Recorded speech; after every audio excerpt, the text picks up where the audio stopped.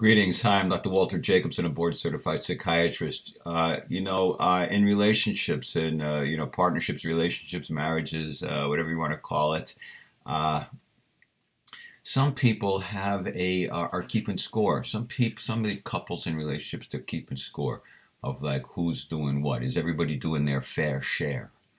And they're keeping score about, well, I did this, I did the dishes, so I made the dinner, so you need to do the dishes, or I took the garbage out yesterday, you need to take the garbage out today. I did this, you need to do that.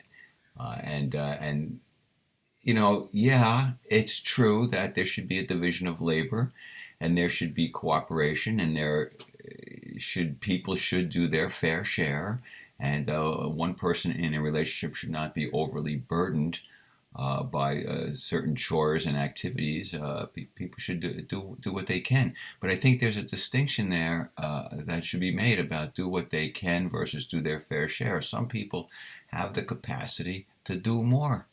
They have the strength, the vitality, whatever, to do more.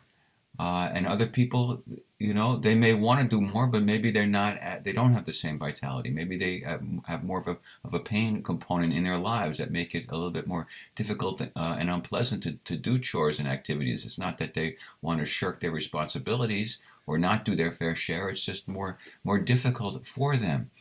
And it just seems that people in relationships should take that into account and not develop resentments and bitterness over whether you're doing more than your partner.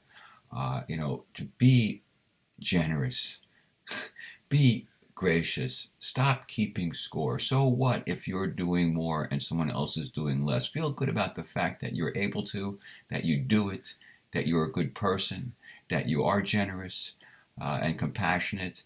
And now, again, this doesn't mean you want to be a doormat. This doesn't mean you want to let people take advantage of you and abuse you. It doesn't mean you don't get your own needs met. That all those things are important. But stop keeping score. Try to get out of that. That's all about ego. And ego is what really defeats us in our lives. Ego is what makes us unhappy. On the one hand, it's important to have an ego that pushes you forward, that makes you creative and proactive and assertive and get things done and accomplish things. So there's part of the ego, part of the ego mind that's good, that's healthy, that pushes forward.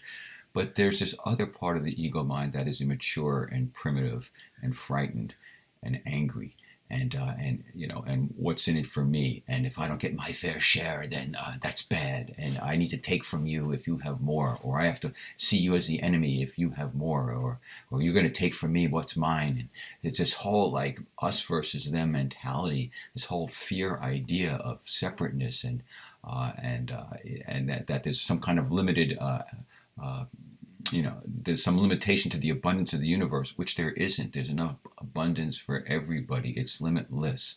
But the ego says, no, it's not limitless. I need mine. And so all of this ego stuff is what gets us into fighting and wars and all these possessions and materialism. So I guess really the message of this is